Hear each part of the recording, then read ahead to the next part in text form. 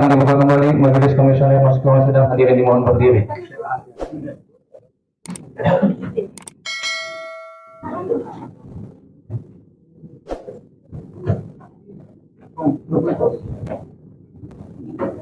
Silakan duduk.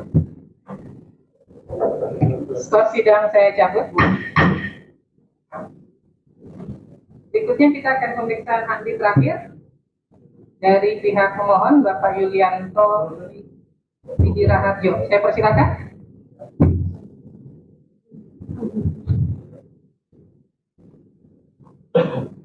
Ya.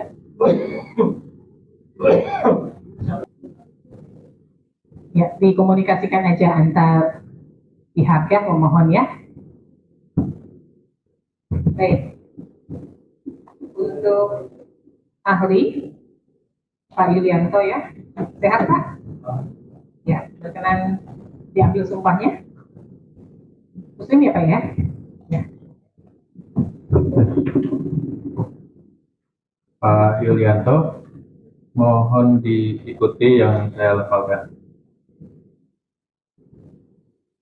Demi Allah, saya bersumpah sebagai ahli akan memberikan keterangan sesuai dengan apa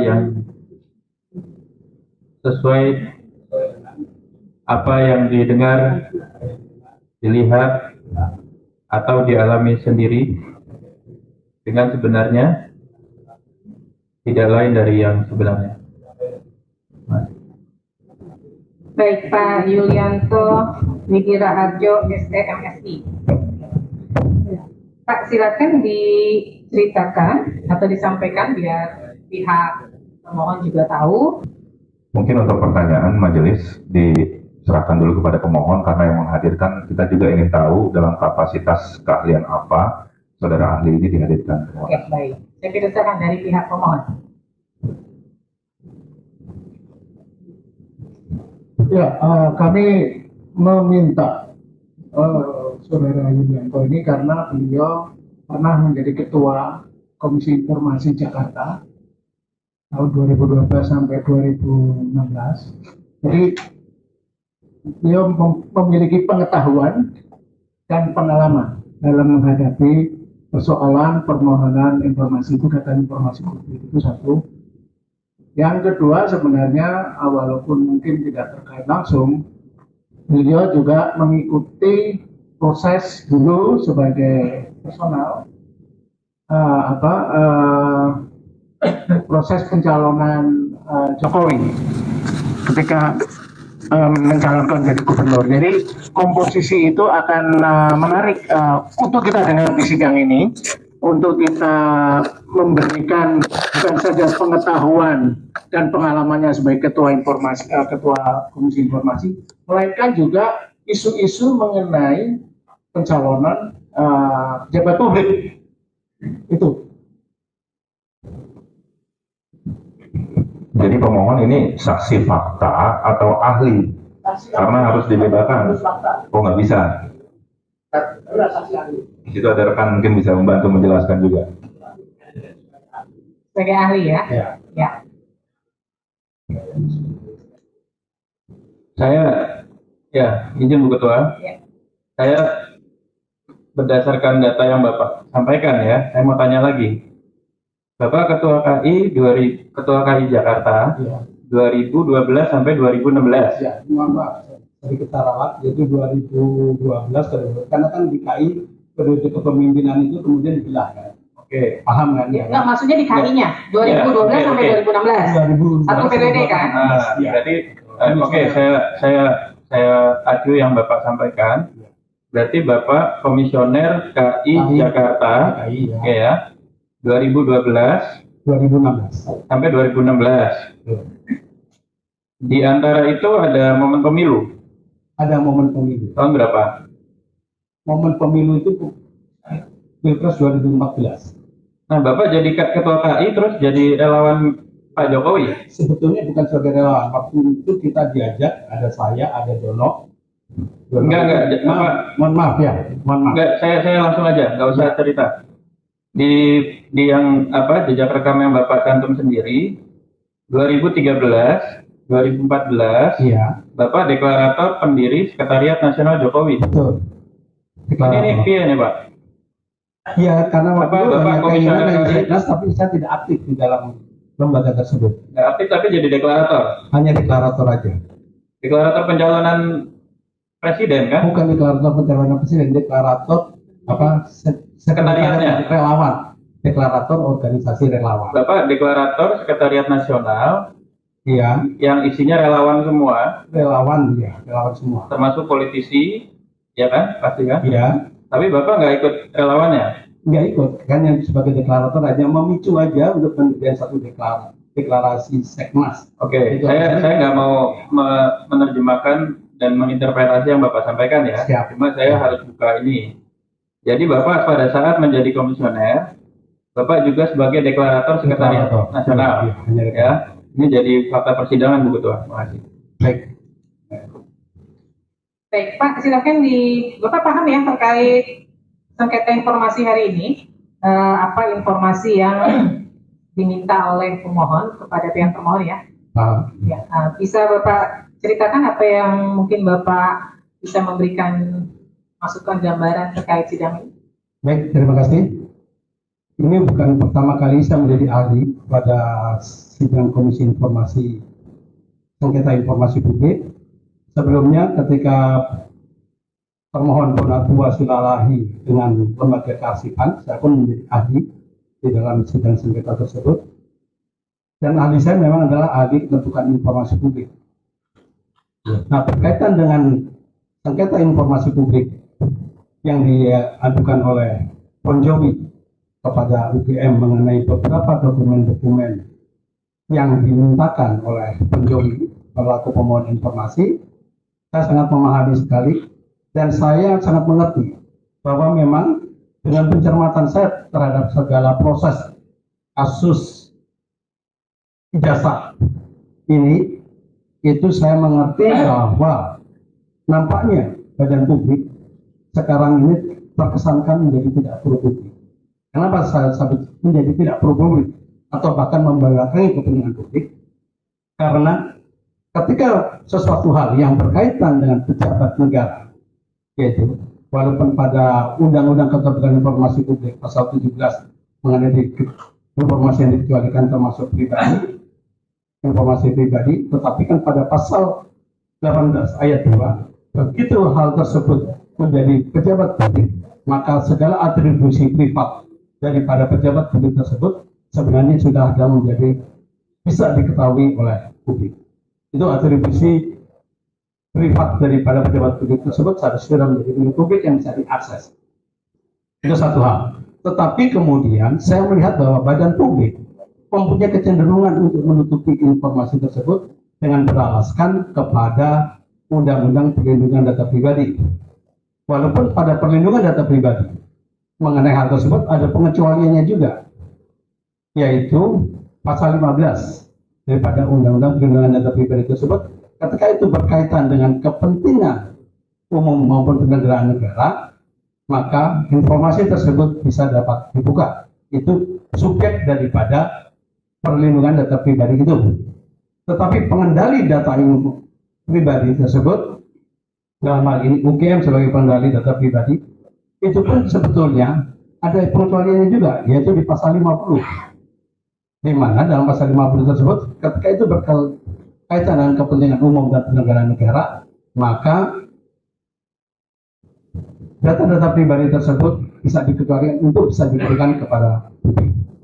Jadi kalau di Undang-Undang KIP pasal pengecualiannya pasal 17 dan kemudian pasal 18 ayat 2, di Undang-Undang Perlindungan Data Pribadi ada di pasal 15, yaitu untuk subjek pribadinya, tetapi untuk mengendali informasinya ada juga di pasal 50. Memang kemudian di dalam penjelasan di pasal 15 ada beberapa hal yang seperti memberikan limitasi. Tetapi perlu diingat bahwa dalam adendum hukum kita, ketika hal itu tidak dilarang, maka penjelasan itu sebetulnya bisa juga hal yang tidak dilarang tetap bisa sebagai tafsir dalam hal bagaimana data pribadi tersebut bisa diakses oleh publik. Kalau dalam pasal 50-nya malah jelas, begitu itu hanya cukup jelas, jadi sudah sangat jelas, tidak perlu ditafsirkan lagi. Itulah yang berkaitan dengan informasi-informasi di mana segala dokumen, ada 20 permintaan informasi yang diajukan oleh penjobi kepada termohon dalam hal ini UGM, itu sebetulnya secara kasat mata dan secara itu harusnya bisa diberikan, karena itu merupakan informasi yang terbenar. Dan perlu kita tahu juga bahwa kalau tidak salah ingat 2024 pun sebetulnya UGM itu pernah mendapatkan uang soal informatif dari KIP, dari Keterbukaan Informasi.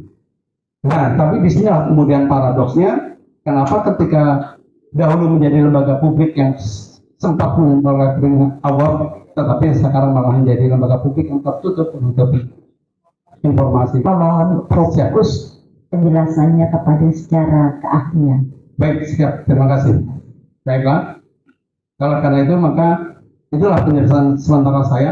Silakan didalami pada pertanyaan berikutnya. Baik, saya ingin tanya kepada pemohon, kalau kita mengacu ke Undang-Undang KIP pasal 6 terkait hak badan publik, di situ kan ada ketentuan bahwa badan publik berhak menolak kompetisi yang dikecualikan sesuai dengan ketentuan peraturan perundang-undangan atau jika tidak sesuai dengan ketentuan undang-undang, gitu ya. Nah, berdasarkan keahlian Bapak, bagaimana memaknai secara ketat dan terbatas terkait penolakan pemberian informasi akademik oleh perguruan tinggi? Baik, pada informasi mengenai akademik perguruan tinggi sebetulnya itu juga bisa kita rujuk juga pada peraturan Menteri Pendidikan Permendikti itu mengenai soal ijazah, di mana dalam konteks ijazah itu memang ada terkait dengan transkrip dan dokumen pendamping ijazah lainnya, begitu. Sehingga dengan itu ketika kita bicara sejarah ijazah itu bukan cuma selembar ijazah, tetapi ada dokumen dan kemudian dokumen pendamping ijazah lainnya.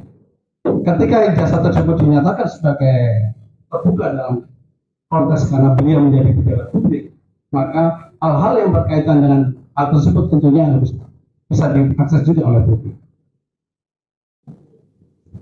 Silakan, pemohon memperdalam terkait kehadiran ahli.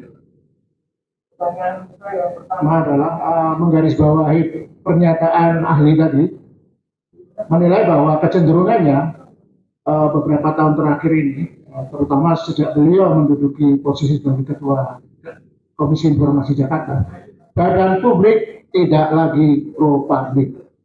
Nah, pertanyaan saya, apakah ahli menyaksikan atau merasakan itu terjadi di dalam lingkup kinerja PPID yang berada di lingkup ahlian posisi ahli?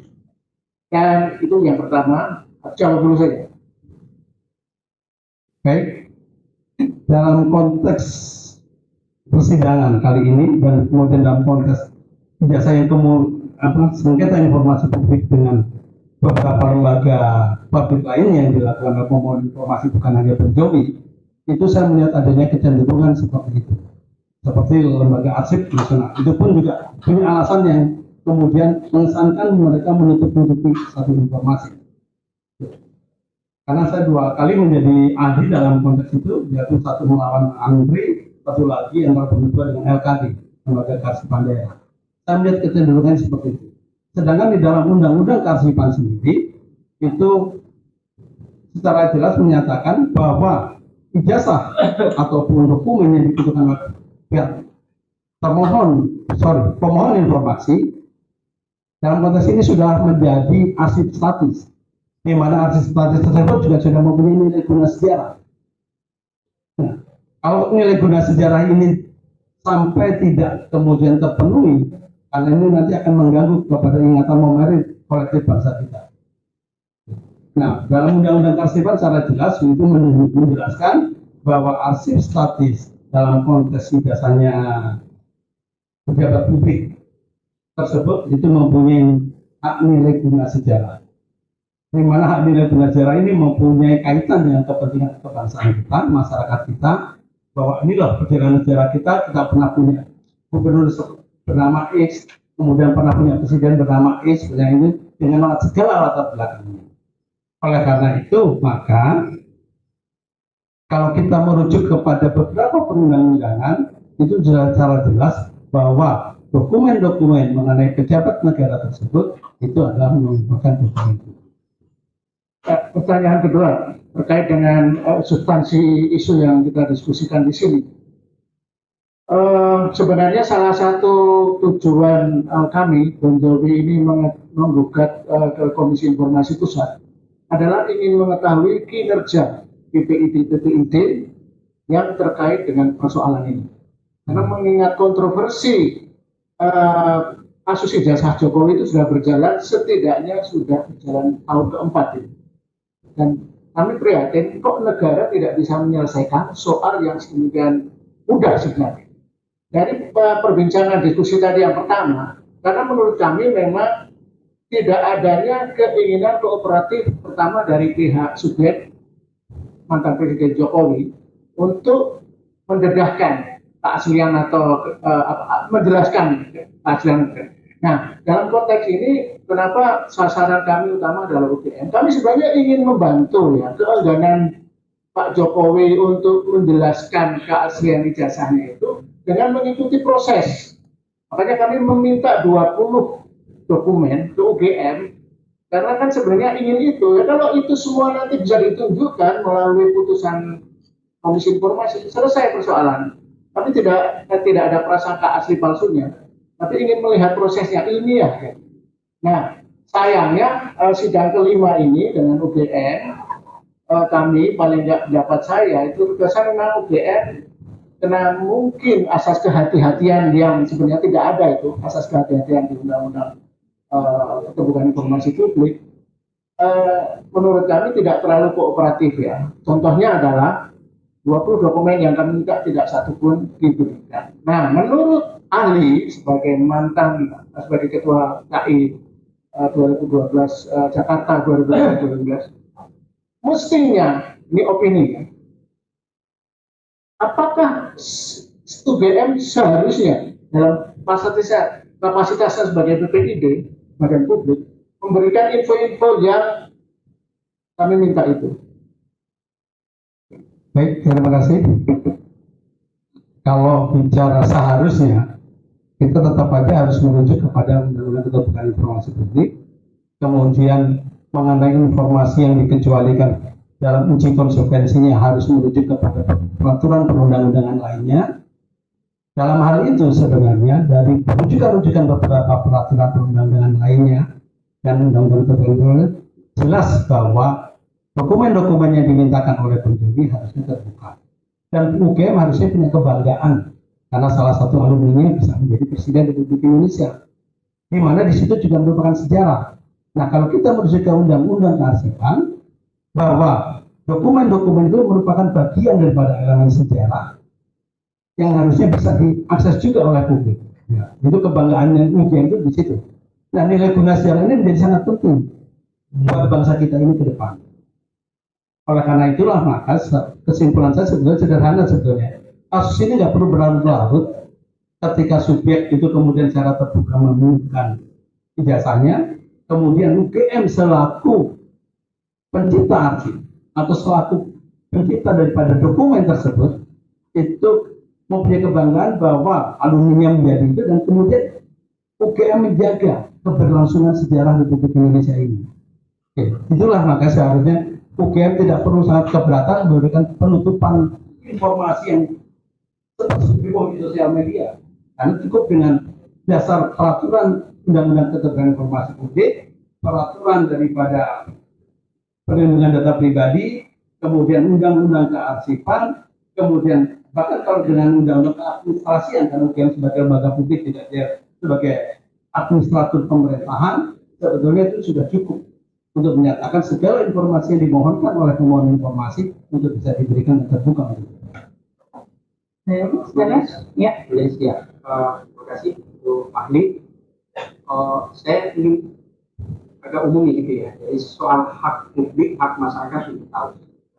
Jadi dalam posisi itu kemudian yang didiskusikan ini kan sebenarnya adalah seorang yang sekarang sudah mantan kepala negara, seorang yang pernah menjadi presiden gitu ya. Hak publik itu tahu dalam hal untuk kapasitasnya. di mana saya selalu menyebut bahwa ijazah itu tidak diletakkan pada posisi hanya sebagai syarat formil biasa saja, tapi itu adalah untuk publik mendapatkan informasi pengetahuan bahwa yang bersangkutan itu layak untuk memimpin negara ini, kan institusi ini. Dalam konteks itu maka pertanyaan sekarang saya ke ahli adalah, apakah karena kan ada suatu perdebatan, sepertinya yang dikecualikan misalnya angka gitu ya, KHS-nya, nilai dan macam-macam. Setahu saya itu kan ada sebenarnya hal pendefinisian berkaitan dengan data pribadi. Nah, dalam konteks itu, apakah memang sudah berkaitan dengan hak publik itu tahu itu, apakah masyarakat itu memang hanya untuk bisa tahu bahwa dia lulus, cukup berdasarkan ijazah atau tidak? Justru dia tidak penting untuk mengetahui nilainya gitu. Itu kan ini yang agak ini gitu. Sehingga pertanyaan saya sebenarnya adalah, perdebatan yang terjadi sekarang ini bagi kami dengan UGM adalah hal yang dikecualikan itu berkaitan dengan soal yang secara umum disebut data pribadi, selain nama, selain tanggal lahir, gitu ya, juga berkaitan dengan nilai pada saat kuliah, gitu ya, itu termasuk sampai harus ditutup. Bagi kami adalah itu hal, kalau di prinsip kami, justru itu adalah substansi yang kami tahu. Nah, dari yang pada akhir itu kita tahu. Baiklah, ini menurut pandangan saya sebagai ahli kebutuhan informasi publik, bahwa berbicara berkaitan dengan undang-undang perlindungan data pribadi, undang-undang perlindungan data pribadi itu kan sebetulnya mengklasifikasikan bahwa untuk data pribadi ada dua, yaitu yang sifatnya spesifik seperti kesehatan, biometrik dan lain-lain. Ada juga yang sifatnya umum seperti nama segala, nama agama segala, itu kan semuanya sifatnya umum.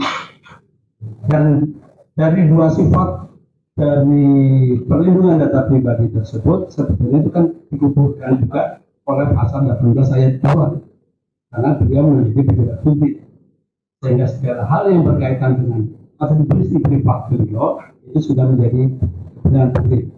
Nah, berkaitan dengan tadi yang disampaikan bahwa seperti ada nilai, mungkin IPK, mungkin apa, itu kan saya sudah sampaikan dalam peraturan Menteri Pendidikan Tinggi tahun 2017, pasalnya saya nggak itu secara jelas menjelaskan bahwa ijazah itu kan bukan hanya sekedar selembar, tetapi ijazah itu mempunyai kaitan satu dengan transkrip nilai, dengan kemudian dokumen pendamping ijazah lainnya. Artinya begitu dokumen pendamping ijazah lainnya kan bukan cuma satu dokumen, ada banyak hal, ada KRS, ada KHS, ada kemungkinan mungkin dokumen yang berkaitan dengan KKN, semuanya itu pasti harusnya ada, karena itu masuk dalam kategori dokumen pendamping ijazah lainnya. Itu berdasarkan peraturan Menteri Riset dan Dikti tahun 2017. Sehingga dengan begitu, karena itu berkaitan, maka hal tersebut sudah menjadi atribusi publik, sudah menjadi milik publik. Artinya penegasan, artinya nilai pun sebenarnya itu adalah hal yang harus dibuka. Iya. Karena kan sebelumnya misalnya KPU kan menyebut ijazah SMA itu kan tidak ini karena lembar di belakangnya ada nilai gitu ya. Oke. Yang kedua, ini berkaitan dengan uji konsekuensi. Saya akan masuk sedikit di berkaitan soal uji konsekuensi ya. Uji konsekuensi ini, terima kasih karena ujian sudah ada uji konsekuensi. Tapi pemahaman kami, uji konsekuensi kan harusnya memberikan gambaran penilaian terhadap dampak kalau itu memang harus dibuka. Kalau itu dibuka dan tidak dibuka. Menurut ahli, sesungguhnya untuk mengukur dalam uji konsekuensi itu, apakah ini harus dibuka dan tidak dibuka seperti apa? Jadi begini, badan publik sebelum menetapkan informasi yang dikecualikan harusnya membuat sebuah daftar informasi publik, termasuk juga sebenarnya daftar informasi yang dikecualikan cuman disimpan tersendiri gitu. Nah, berkaitan dengan daftar informasi yang dikecualikan, badan publik punya kewajiban untuk melakukan uji konsekuensi, bertimbang dan menguji informasi tersebut dengan rujukan pada undang-undang yang terkait. Jadi bisa dengan undang-undang, katakan mengenai KTP dengan undang-undang Admindu, kemudian mengenai kesehatan misalkan, bisa juga dengan undang-undang perlindungan data pribadi. Gitu. Itu uji konsekuensinya di sana. Gitu. Termasuk ijazah mungkin, karena ini ijazah ini berkaitan dengan undang-undang Sisdiknas. Harusnya ketika melakukan uji konsekuensi ada rujukan-rujukan terhadap perundang-undangan yang terkait dengan apa informasi yang dikecualikan yang kemudian bisa diberikan aksesnya kepada publik secara terbatas. Bukan berarti ditutup sepenuhnya, tapi bisa diberikan aksesnya kepada publik secara terbatas. Maka di dalam peraturan Komisi Informasi soal informasi yang dikecualikan, hal yang terbatas itu beberapa informasi yang dianggap sensitif itu bisa dihitamkan atau diblurkan. Syarat itu Pak, tadi Bapak mengatakan nilai informasi terbuka, jadi nilai itu informasi terbuka dalam konteks sebagai pejabat publik. sebagai pejabat publik. Iya, karena kan dalam pasal 18 sudah jelas disebut 18 itu ada pasal 1 jagat. Dan perlu diingat juga bahwa Pak Jokowi, bahwa itu sampai sekarang kan kita tidak mengenal istilah mantan presiden lagi. Presiden ke-7 itu tetap, karena dia masih tetap mempunyai hak untuk mendapatkan pengamanan dari negara. Nah, sejauh mana kemudian terkait perlindungan data pribadi, kapabilitas seseorang itu harus dilindungi gitu. Itu kan kalau kita mengacu ke pasal 17 saja kan itu ada tuh terkait kapabilitas seseorang atau hasil-hasil evaluasi. Betul. Artinya di Undang-Undang KIP sendiri kan ada yang namanya ketat dan terbatas. Gitu. Ya, ya. Gimana Nah, Bapak menafsirkan itu? Di dalam pasal 18 itu jelas itu kan ada unsur itu udah itu satu jagat. Tetapi kemudian di Undang-Undang Perlindungan Data Pribadi itu pun di pasal 50 karena berkaitan dengan hal ini kan pengendali data pribadi. Pengendali data pribadi ini dalam hal ini adalah UGM. Oleh karena itu di dalam pasal 50 kemudian kalau saya katakan pasal 50 Undang-Undang Perlindungan Data Pribadi.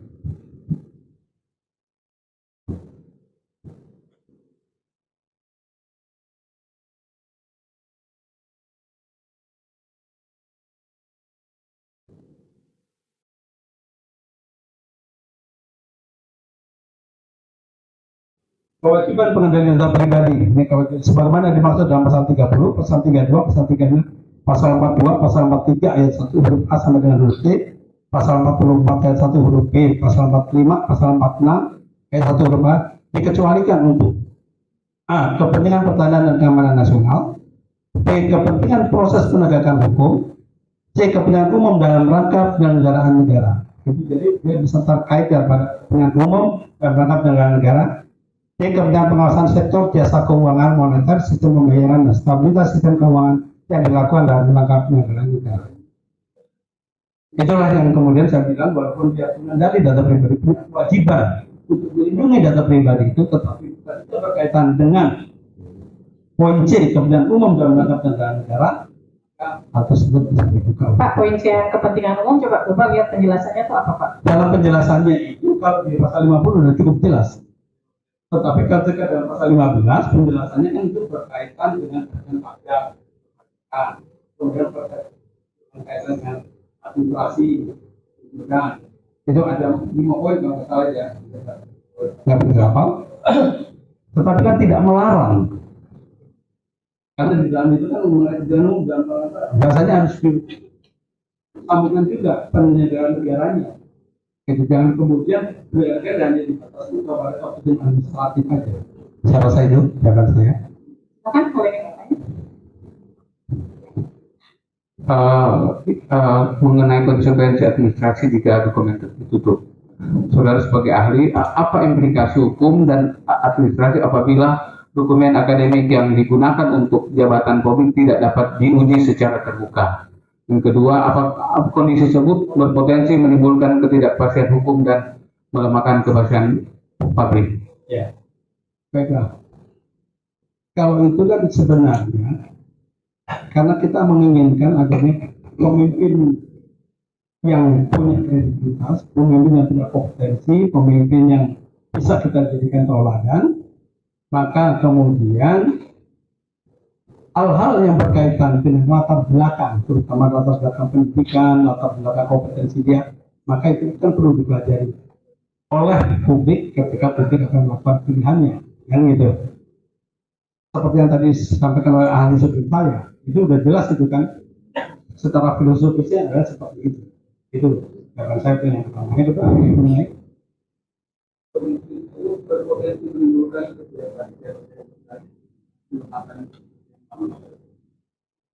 ya itu merupakan satu konsekuensi apabila itu tidak sudah dinyatakan tertutup, tentunya kan publik akan menjadi ragu-ragu dan public trust itu kepentingan publik bisa berubah menjadi ketidakpercayaan publik ketika hal-hal yang ditanyakan tersebut menjadi tidak terjadi.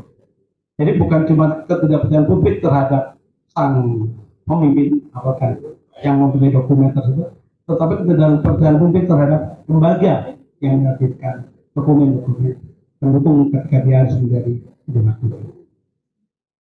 Terima kasih. Ada lagi? Izin yang mulia, ingin melanjutkan yang pasal 15 tadi tentang PDP. Kan di pasal 15 terutama yang C ya, pengecualian itu untuk kepentingan umum. Namun saya tadi ingin melanjutkan yang pertanyaan hakim. Dalam penjelasan itu disebutkan, ini saya bacakan yang dimaksud dengan kepentingan umum dalam rangka penyelenggaraan negara antara lain penyelenggaraan administrasi pendidikan, jaminan sosial, perpajakan, kepabeanan, dan pelayanan perizinan. Nah, pertanyaan saya adalah dalam penjelasan ini itu digunakan frasa antara lain. Nah, pertanyaannya adalah dengan penggunaan frasa antara lain ini, apakah yang disebutkan di sini 5 ini itu hanyalah contoh atau limitatif? Itu bisa berupa tafsir. Satu berupa bisa ditafsirkan sebagai contoh, antara lain misalkan gitu, antara lain tafsir sebagai contoh, tetapi bisa juga ditafsirkan sebagai limitatif. Tetapi dalam konteks hukum maka saya bilang ketika hal-hal tersebut tidak dilarang, ya kan? Misalkan saya tiba-tiba nih saya ingin ke toilet, tidak ada larangan, saya hanya minta izin. Tapi ketika itu dilarang, maka itu tidak bisa. Nah, dalam hal ini maka kepentingan umum itu kan harus dibaca, bukan hanya kepentingan umumnya saja, tetapi kepentingan umum dalam konteks menjalankan negara ini. Ya. Jadi yang harus maka itu sifatnya adalah pasti. Artinya bisa saja di luar ini pun bisa. Bisa, ya, karena tidak dilarang. Ya, masih. Terima kasih. Kami mencatat ada 5 isu terkait dengan mengapa kami sampai ke sengketa ini. Isu pertama adalah kami mengkategorikan dokumen yang kami buka itu, yang kami minta itu atas 3 kategori. Yang pertama adalah dokumen yang berhubungan dengan akademik, dan semua dokumen itu dinyatakan oleh UGM sudah diserahkan ke Polda Metro. Kemudian yang kedua adalah dokumen yang berhubungan dengan permintaan legalisasi dan verifikasi dari pihak eksternal. Nah, jawaban dari UGM adalah tidak dalam penguasaan. Nah, ini interpretasinya seperti apa saya juga nggak tahu. Yang ketiga adalah permintaan terhadap yang berhubungan dengan SOP. UGM menyatakan belum ada. Nah, di sini saya agak bingung juga ya. Yang satu dinyatakan tidak dalam penguasaan, yang kelompok lain belum ada. Apakah karena yang kami minta itu adalah misalnya permintaan legalisasi, sampai sekarang ini belum clear. Apakah pernah ada permintaan itu, tapi UGM tidak memberikan, atau memang tidak ada pihak eksternal yang meminta itu kepada UGM. Nah, apakah wajar tidak ada permintaan legalisasi, sementara dari bukti yang kami terima, itu ada 3 legalisasi yang berbeda. Nah, yang kami tanyakan kepada ahli adalah, dalam hal ini interpretasi atau wajar atau tidak ini, dan seperti apa? Karena kami khawatir kalau ini disebut tidak dalam penguasaan, terus permintaan kami ditolak. Ini ada konsekuensi yang sangat besar ketika legalisasi dan verifikasi itu dinyatakan tidak dalam penguasaan. Dan begitu juga dengan SOP. Masa sih tidak ada, yang kami ini adalah kebijakan dan aturan. Memang di bawahnya disebut SOP, tapi kan bahasa itu sangat umum ya, kebijakan dan aturan. Dengan menyatakan belum ada, ini seperti menghindari dari tanggung jawab. Apakah wajar kalau badan publik menghindar dengan mengatakan yang kami minta itu tidak ada, yang kami minta itu tidak dalam penguasaan? Gitu. Terima kasih. Terima kasih. Kalau bicara soal tadi, SOP itu kan sederhana sebetulnya. SOP itu adalah kalau dipertimbangkan dengan kita itu jumlah judisnya. Tapi saya akan merujuk pada pertanyaan-pertanyaan sebelumnya bahwa apakah ijazah semua dokumen publik tersebut tidak dikuasai oleh UGM, mungkin aslinya tidak dikuasai. Tetapi UGM harusnya mempunyai salinan ijazah tersebut. Nah, kalau permintaannya adalah harus meminta ijazah asli, jawaban UGM menyatakan bahwa dia tidak menguasai ijazah, itu adalah benar. Tetapi kalau yang dimintakan adalah salinan ijazah dan segala halnya, nah itu UGM harusnya mempunyai salinannya. Ya. Itu yang berkaitan dengan soal salinan. Kemudian kalau kemudian apakah hal itu bisa diberikan atau tidak, ya bagaimana pihak PPID UGM merumuskan dalam konteks informasi mana yang bisa dikecualikan dan informasi mana yang bisa diberikan kepada publik. Gitu. Itu yang berkaitan dengan soal permintaan dokumen, salinan dokumen yang kemudian dinyatakan tidak dimiliki atau tidak dikuasai oleh UGM. Akan menjadi aneh kalau UGM tidak mempunyai salinannya. Itu satu hal. Yang kemudian berkaitan dengan SOP. SOP itu kan pasti berkaitan persoalan dengan manajemen dalam lembaga publik tersebut. Nah, dalam konteks manajemen agar pelayanan publik untuk memberikan hal-hal yang dimohonkan oleh publik, tentunya badan publik harusnya menyusun SOP. Apapun namanya, bisa SOP, bisa cuplak atau bisa juknis, gitu. Dan tentunya ketika dia menyusun SOP, maka dia harus merujuk kepada peraturan perundang-undangan yang berlaku. Dan SOP itu ditandatangani oleh atasan PPID, sehingga bisa pelaksana PPID itu tinggal mengacu kepada SOP yang ada dalam konteks bagaimana mereka bisa melayani kepentingan publik dan melayani kepentingan pemohon informasi. Saya rasa itu jawaban saya. Sebenarnya ada yang belum dijawab, Ya, bahwa permintaan legalisasi dari pihak yang memiliki ijazah tersebut, UGM menyatakan tidak menguasai, tidak dalam penguasaan. nah kalau itu memang apa ya, mekanismenya agak ini berbeda-beda. Ada legalisasi yang dimintakan harus dengan surat. Ada legalisasi yang kemudian datang minta dengan fotokopi kemudian dicabut. Nah, dari UGM mekanisme mana yang diambil? Itu yang perlu kita tahu terlebih dahulu. Mekanisme mana yang diambil yang kebiasaan ada di UGM. Kalau mekanismenya dia adalah mekanisme yang harus ketika menyatakan memohon legalisasi harus dengan surat, mungkin surat dokumen permohonan legalisasi atas dokumen publik tersebut itu bisa jadi ada. Tetapi ketika mekanismenya orang yang berkepentingan untuk legalisasi hanya datang kemudian membawa fotokopi, di mana pihak UGM kemudian meneliti dari fotokopi tersebut ternyata oh benar dia adalah mahasiswa kita nomor ini kan tinggal dicek aja ya kan, maka kemudian langsung ya maka dokumen permohonan legalisasi kan berarti tidak ada karena orangnya hanya langsung datang.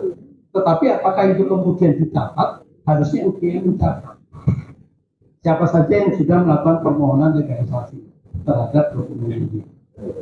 Karena itu adalah mekanisme yang biasa kita tempuh dalam proses kita melakukan legalisasi.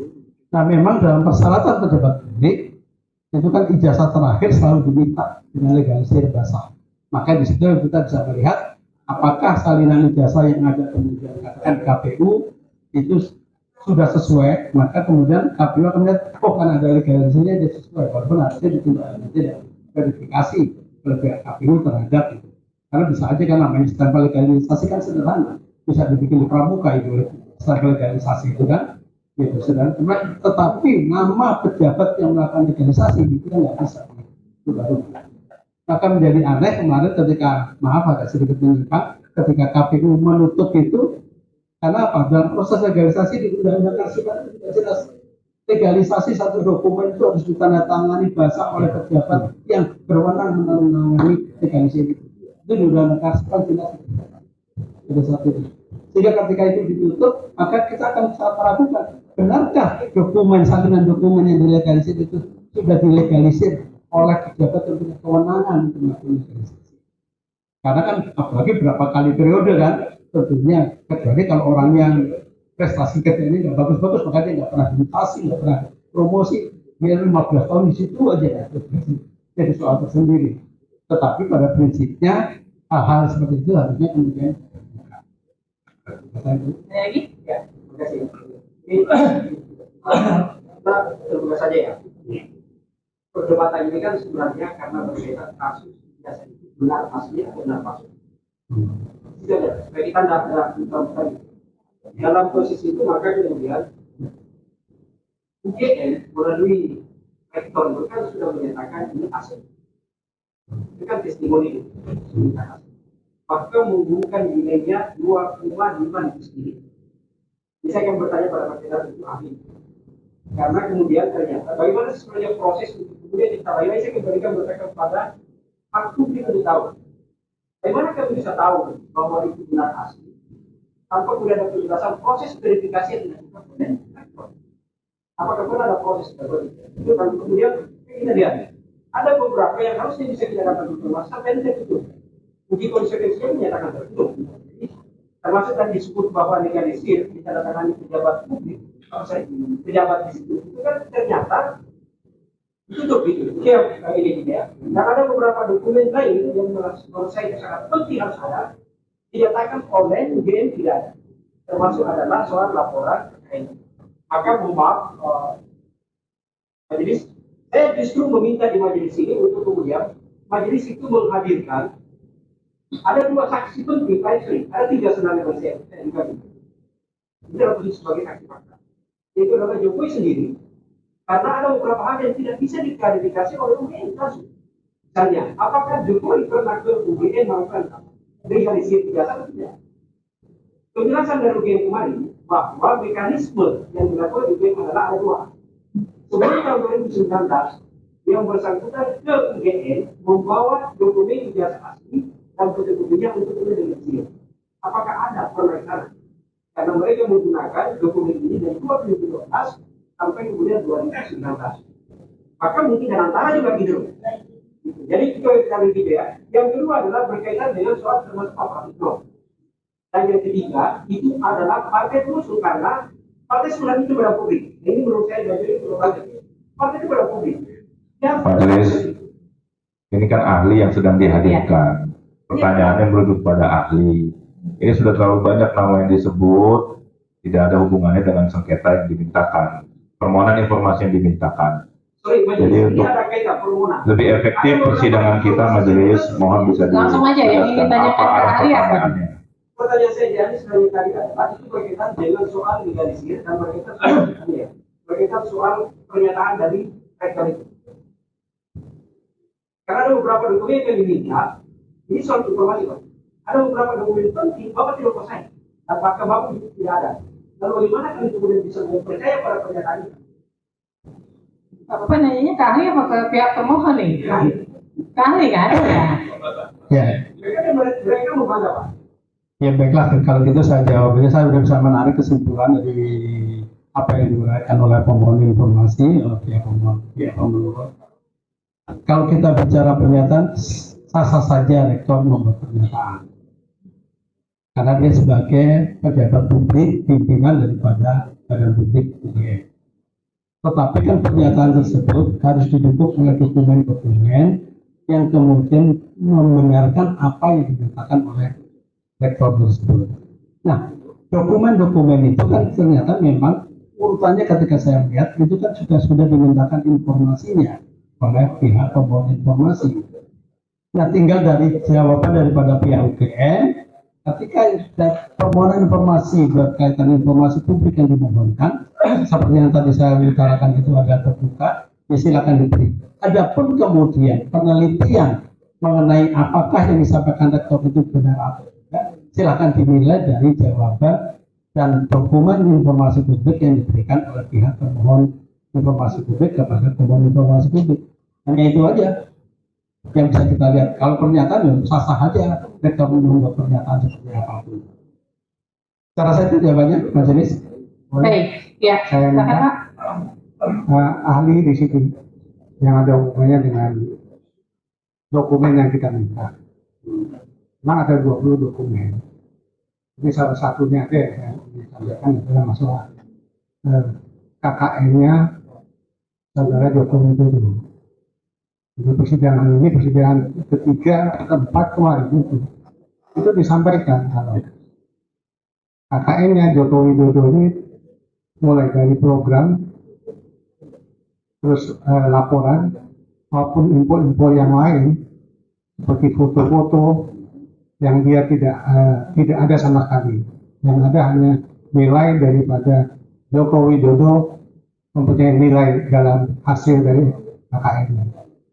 Nah sebenarnya kan kalaupun cuman itu yang ada di Fakultas Kehutanan, mungkin dokumen-dokumen yang lain sudah hilang karena memang juga sudah lama.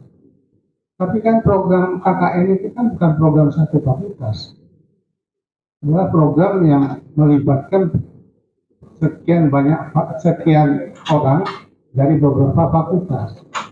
Yang tentunya kan informasi ini kan tentunya bisa didapat tidak hanya di Fakultas Kehutanan yang disampaikan, itu tidak ada.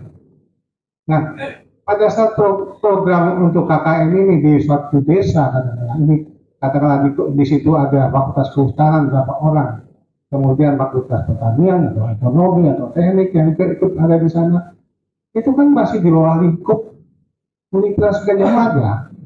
Apakah sebagai mantan daripada Komisi Informasi bisa minta melanjutkan untuk mencarikan dokumen KKN-nya orang-orang yang mahasiswa yang ada pada tahun, kalau nggak salah disebutkan tahun 1983 waktu itu, yang bersama-sama dengan saudara Joko Widodo.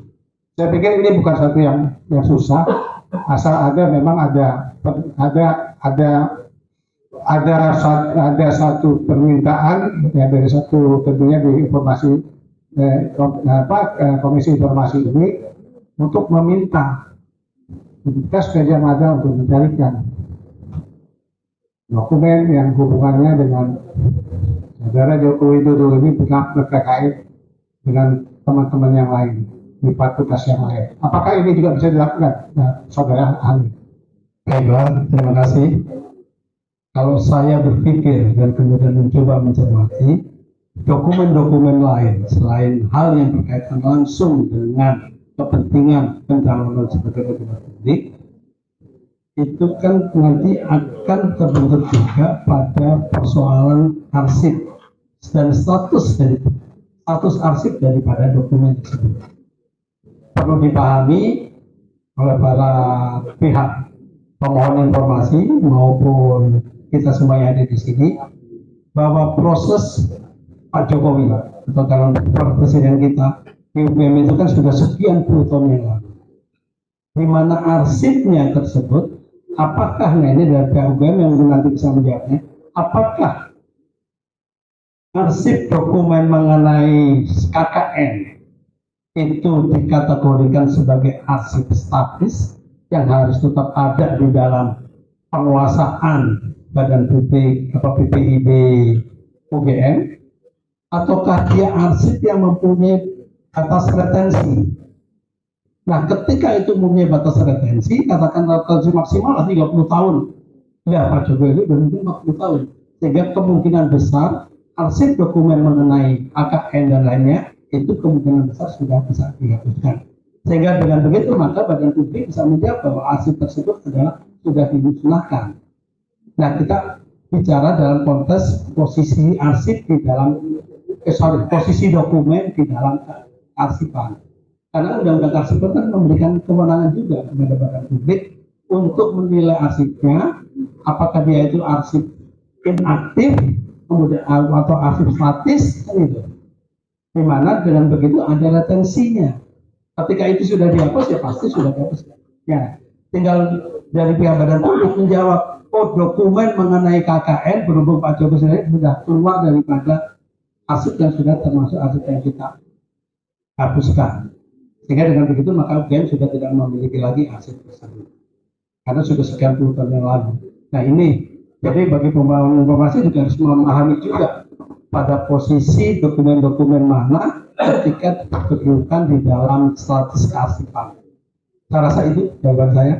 Bu, Ya, Satu lagi ya? satu lagi singkat saja ini untuk majelis. ya. Majelis kami ingin bertanya, apakah kami bisa memohon agar majelis mengundang Saudara Jokowi dan Pratikno sebagai mantan Rektor UGM untuk hadir sebagai saksi fakta? Karena kita ngomong dokumen seolah-olah orang-orangnya sudah tidak ada dokumen yang lama, tapi kan orang-orangnya sudah ada, sehingga mungkin bisa diperiksa. Dan kalau itu bisa dilakukan oleh majelis KI, ini menjadi sejarah di Indonesia. Terima kasih. Ya, kami sudah mendapatkan informasi itu dari Panitra sebelumnya dan kami sudah memutuskan tidak, karena tidak ada relevansinya, gitu, ya. Karena yang disengketakan dalam hal ini UGM dan seluruh pertanyaan yang dibutuhkan sebenarnya sudah di persidangan sebenarnya sudah direspon dan dijawab oleh UGM sebagai pihak termohon. Nah, yang saya ingin tanyakan kepada ahli, sepengetahuan ahli, apakah KHS dan nilai itu menjadi syarat resmi dalam mengajukan untuk jabatan publik? Saya rasa tidak. Di dalam jabatan publik biasanya yang dipersyaratkan adalah ijazah terakhir dengan legalisir. Tidak ya? Iya. Kemudian apakah, ini kan kalau kita bicara KHS yang mungkin juga dilampirkan ya, mungkin sebagai bahan lampiran saja, atau ijazah yang SD, SMP, SMA yang dibaliknya itu ada nilai. Iya. Kalau itu kemudian dilampirkan tanpa nilai, ijazah SD, SMP, SMA, apakah kemudian mempengaruhi? Seperti ijazah, sepengetahuan saya ketika ijazah kan nilainya ada di belakang itu kan. Sehingga legalisirnya adalah pasti itu berkaitan juga dengan legalisir nilai yang ada di dalam ijazah. Ya, nah ketika berkaitan tadi Seperti mungkin seperti transkrip nilai. Kalau ijazah Ya. SMA kan bisa diwakili. Nah, ketika ijazah ketika nilai kemudian tidak menjadi syarat resmi untuk jabatan publik, apakah kemudian dia menjadi informasi terbuka yang harus dibuka oleh pejabat publik kepada masyarakat gitu? Kalau kemudian itu menjadi informasi terbuka, nah sebatas mana kemudian pejabat publik juga punya hak terhadap informasi pribadinya? Karena kalau kita bicara keterbukaan informasi itu tidak telanjang. Ya, ada batasan-batasan juga terhadap pengecualian gitu. Nah, sejauh mana kemudian informasi terkait data pribadi pejabat publik itu dilindungi? Informasi yang dikecualikan kan juga tidak berarti publik tidak boleh mengakses. Mungkin disitulah yang kemudian ada keseimbangan dalam konteks untuk melihat nilai tersebut. Karena ini kan berkaitan dengan kepentingan publik untuk mengetahui tingkat kompetensi atau seberapa kredibel, seberapa kompeten calon pejabat publik tersebut. Ya. Sehingga dengan begitu maka soal katakan transkrip nilai atau nilai apapun itu yang berkaitan dengan menunjukkan daripada kompetensi atau tingkat intelektual pejabat publik itu tentunya bisa diberikan akses, tetapi kan tidak bisa secara terbuka. Nah, itu yang kemudian ada keseimbangannya di sana. Membuatnya misalkan umuman informasi, katakan Bung Jogi ingin melihat, silakan dilihat, gitu. Tetapi itu kan bukan berarti semua orang umum itu kemudian boleh melihat. Tentunya setelah dengan pertimbangan melalui persidangan IT. Nah, Pak, kalau kita bicara terkait hak pribadi, itu kan di undang-undang juga menjelaskan bahwa karena ini tidak berkaitan dengan syarat resmi untuk pejabat publik ya, nilai. Saya bicara nilai. Nah, ada aturan di undang-undang KIP juga yang menyatakan harus dengan izin dari yang bersangkutan, gitu. Nah, bagaimana kaitannya dengan ini? Gitu. Karena ini nilai bukan hal yang menjadi syarat resmi dalam kaitannya dengan jabatan publik. Nah, Bapak sebagai ahli keterbukaan informasi, sejauh mana kemudian Bapak melihat bahwa nilai seseorang itu kemudian berkaitan dengan posisinya di jabatan publik di Republik ini, gitu? Ya, memang. Tetapi kalau saya kan melihat bahwa ijazah itu adalah mempunyai dokumen pendamping yang tadi saya sampaikan. Dimana kalau kita melihat ijazah bukan hanya selembar ijazahnya aja. Makanya ketika kita menjadi pejabat publik, ketika kita melampirkan ijazahnya, biasanya kita kemudian akan melampirkan juga transkrip nilai daripada itu. Karena itu untuk menunjukkan, ya kalau bahasanya Rocky Gerung kan ijazah hanya menunjukkan bahwa kita pernah bersekolah kan gitu kalau Rocky Gerung kan tidak. Tetapi dalam kaitan ini adalah ijazah itu tidak berdiri sendiri. ijazah itu mempunyai lampiran dokumen lainnya. Ya memang dalam soal persyaratan jabatan publik memang hanya ditulisnya, normatifnya hanya ditulis begitu aja. Kecuali kita nyari kerja ya, kalau nyari kerjaan kan biasa ditulis dengan IPK minimal sekian, maka kita harus melampirkan transkrip minimal untuk menunjukkan IPK-nya, kan gitu. Tetapi dalam jabatan publik, dia dengan ijazah terakhirnya, begitu ijazah terakhir diletakkan menunjukkan pada dari situ, ketika dimintakan mengenai oleh pemohon informasi mengenai dokumen-dokumen yang berkaitan dengan ijazah, saya pikir itu bisa dibukakan. Dan satu lagi pertanyaan saya Pak, tadi menyangkut SOP, tadi yang ada yang disampaikan oleh pemohon. Dari dalam fakta persidangan, pemohon memang mengatakan tidak memiliki SOP. Yang ada adalah buku panduan.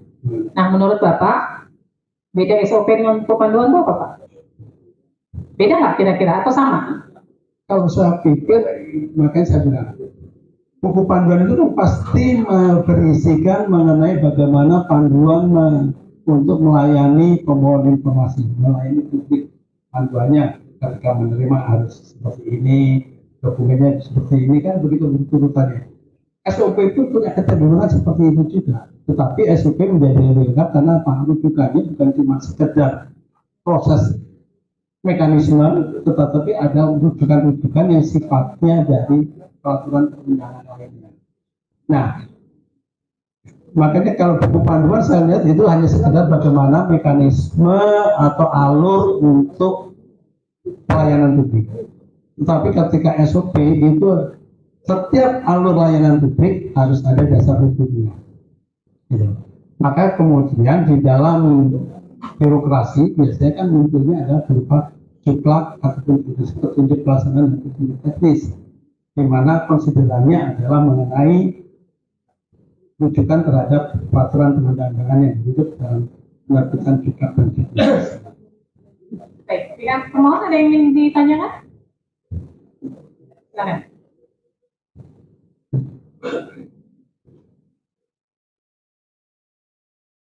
Terima kasih Majelis.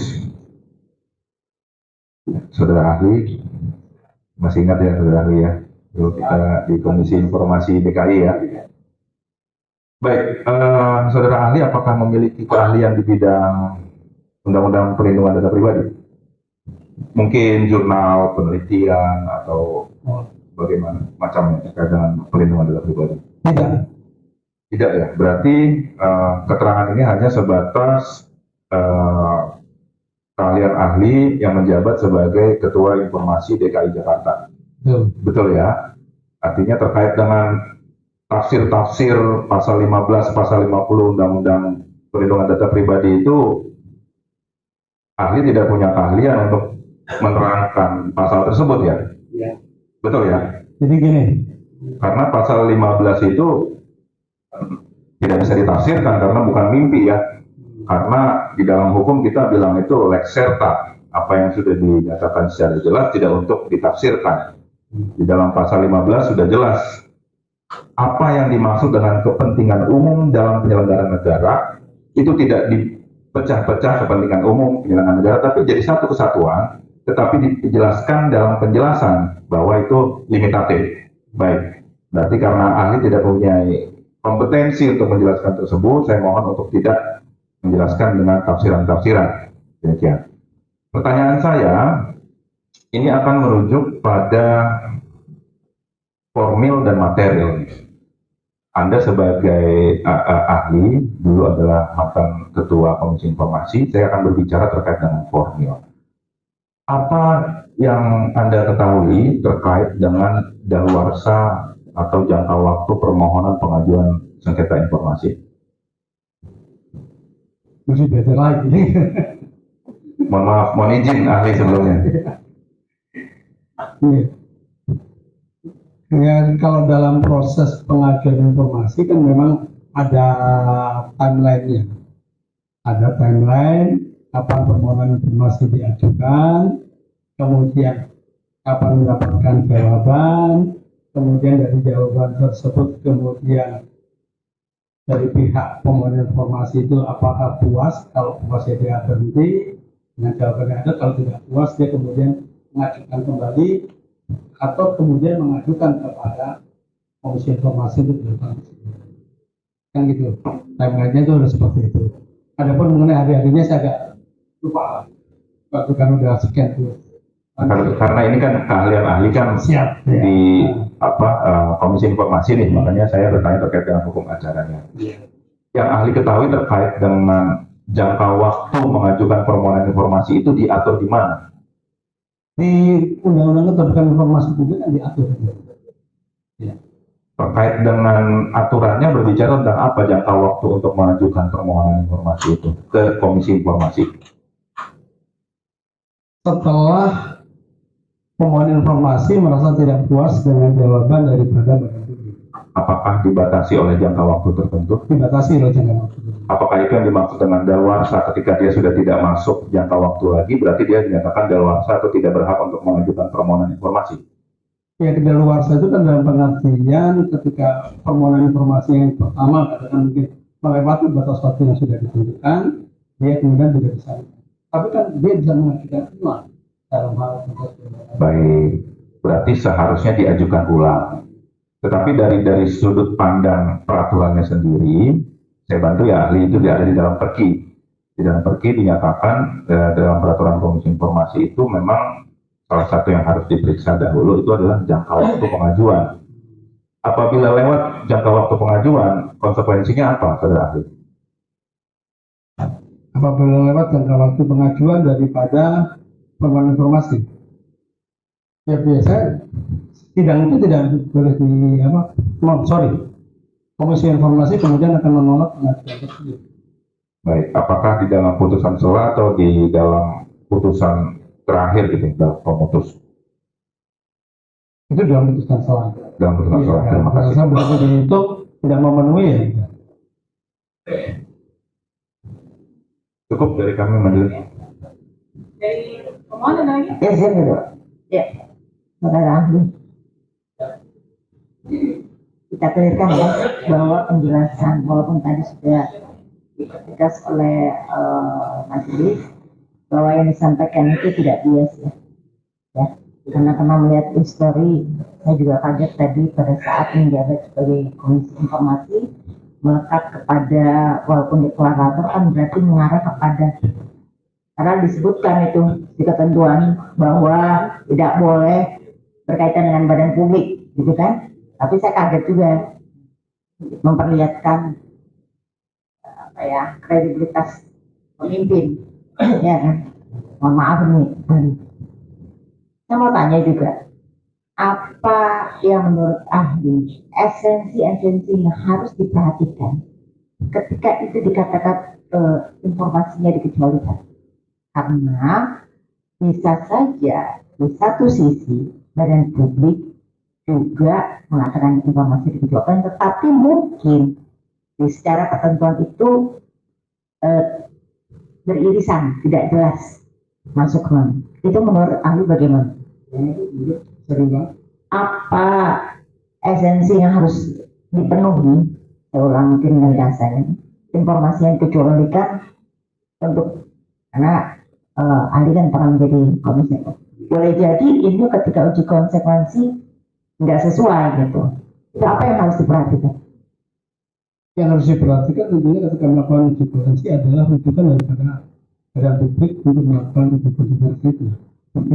Ya kan seperti tadi saya pernah sampaikan bahwa untuk badan publik itu kan dia harus menyiapkan daftar informasi publik yang tersedia oleh PPD, dan kemudian tentunya ada hal lain selain daftar informasi, tentunya ada informasi publik yang dikecualikan, di mana kemudian informasi publik untuk dinyatakan dikecualikan itu harus melalui uji konsekuensi, kan begitu? Oleh badan publik tersebut, oleh PPD bukan konsekuensinya, sehingga kemudian dinyatakan bahwa informasi tersebut adalah informasi yang saya pikir di situ. Ya, waktu saudara ahli katakan bisa bercerita nggak keahlian pada saat melihat hasil uji konsekuensi ini bisa dipenuhi atau tidak, apa ini bisa waktu sengketa ini bisa diterima atau tidak, apa yang menjadi dasarnya? Dasarnya adalah pertama ada dasar kebenaran publiknya, Itu apakah ketika informasi yang kita nyatakan dikecualikan itu mempunyai manfaat buat publik atau tidak, lebih besar untuk kepentingan publik atau tidak. Yang kemudian yang keduanya, rujukannya undang-undang mana yang menyatakan bahwa kemudian informasi tersebut tetap kategori untuk menjadi informasi yang dikecualikan. Kalau misalnya informasi itu tidak ada dijelaskan di salah satu undang-undang itu, tapi dari sisi kepatutan itu tadi kaitannya akan lebih banyak mudaratnya ketika itu dibuka. Itu bagaimana saat melihatnya sebagai waktu? Sebagai badan publik punya kewenangan untuk menetapkan itu, karena dia punya unsur kewenangan, istilahnya kewenangan subjektif dia. Kewenangan subjektif untuk menilai, oh informasi ini ternyata kalau dibuka akan menimbulkan persoalan di masyarakat. Maka kemudian kewenangan melalui kewenangan subjektifnya, badan publik menyatakan ini ada informasi yang diperlukan.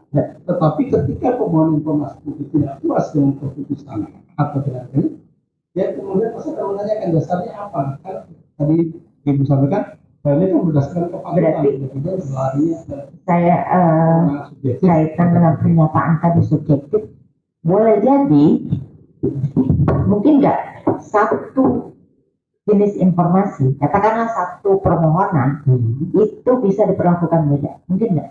Sangat mungkin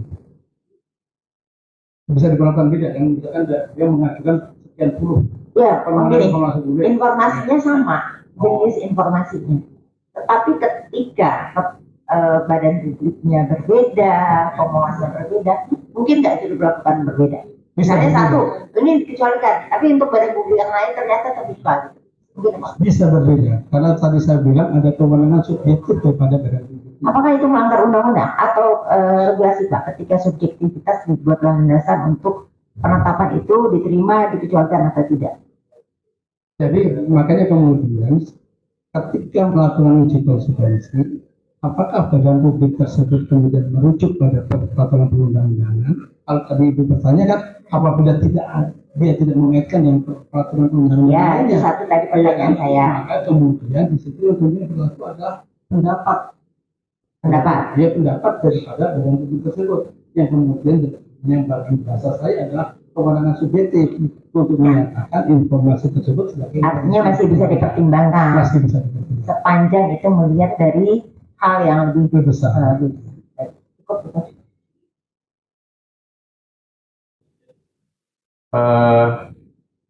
Ini memang soal integritas ini saya concern sekali ya, meskipun di kami belum ada perbincangan, tapi saya tidak bisa menahan kalau melihat profil saudara saksi, gitu ya. Ini harus saya sampaikan. Saudara ahli, habis jago semua gitu, jadi saya bingung saksi ahli. Jadi gini, Bapak, ini saya terus terang saya baru baca profil Bapak, ini baru ya, saya nggak kenal beliau, ya. Tapi saya kaget lihat profilnya. Bapak saya belum pernah kenal Bapak senior saya dulu di KI Jakarta setelah periode Bapak, tapi saya baru ketemu Bapak sekarang. Bapak jadi komisioner itu kan menandatangani fakta integritas, iya kan? Bapak saya lihat di time series-nya itu, ya tadi jadi deklarator tim Pak Jokowi. Saya nggak baca Jokowi karena saya terbiasa sebut nama pakai Pak ya Pak. Jadi deklarator pada saat jadi komisioner. Komisioner itu pasti ada program memonitoring dan mengevaluasi badan publik yang ada di lingkungan DKI. Termasuk gubernur pada saat itu. Gubernur pada saat itu Pak Jokowi. Iya. Iya kan? Terus Bapak tiba-tiba jadi deklarator dukungan politik. Ya kan? Terus Bapak sekarang menggugat soal ijazah. Ijazahnya waktu itu. Ya maksud saya gini, Bapak terlalu membingungkan. Sebagai seorang saksi, sebagai seorang ahli, bicaranya seperti pihak. Saya mau bilang begitu ya, tapi saya beneran slip of tongue gitu. Jadi gini, Bapak kan memonet gubernur, ada OPD yang Bapak monet, ada badan publik termasuk diantaranya KPU DKI, yang setali nih, satu renteng sama UGM di registernya Ibu Leoni DKK ya. Ini terus terang jadi membingungkan gitu Pak. Bapak waktu itu terlibat dalam satu proses politik praktis, posisinya sebagai komisioner, ya, itu nggak bisa di-split tuh Pak. Bapak waktu itu ketua lagi, ya. Ya waktu itu Bapak dukung salah satu pimpinan badan publik di lingkungan yang Bapak monitor. Jadi sebelum saya bicara sama ibu-ibu terhormat majelis, Bu Ketua, Bu anggota majelis, saya izin menyampaikan ini secara terbuka. Karena ini fakta persidangan, saya tidak bisa menerima persaksian Bapak sebagai ahli. Gitu. Tapi dengan segala hormat saya kepada Bapak, ya, senior, yang sudah sangat berjasa di Komisi Informasi, tapi di persidangan ini nggak bisa. Mungkin di persidangan lain saya ini, ya. Dan Ibu Bapak ini juga mengikuti saya di persidangan sebelumnya, tahu gimana saya ya. Saya nggak ada urusan apa-apa. Jadi saya susah gitu. Kalau nggak ngomong gini saya susah. Tapi Bapak dengan segala keahlian Bapak, mungkin di persidangan lain, di register akun lain, oke.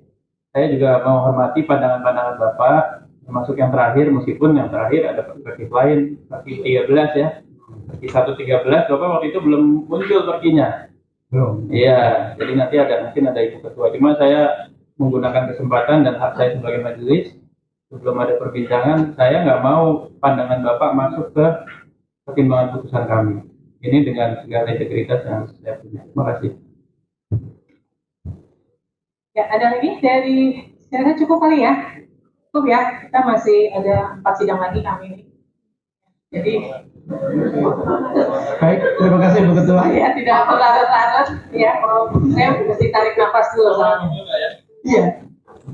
Ada 2 orang kok di situ. Ya, jadi saya ucapkan terima kasih kepada Pak Yulianto sudah berkenan hadir untuk memberikan kesaksian sebagai ahli pada persidangan hari ini. Saya persilakan untuk kembali ke tempat. Ini KTP-nya saya kembalikan Pak ya. Ya udah selesai.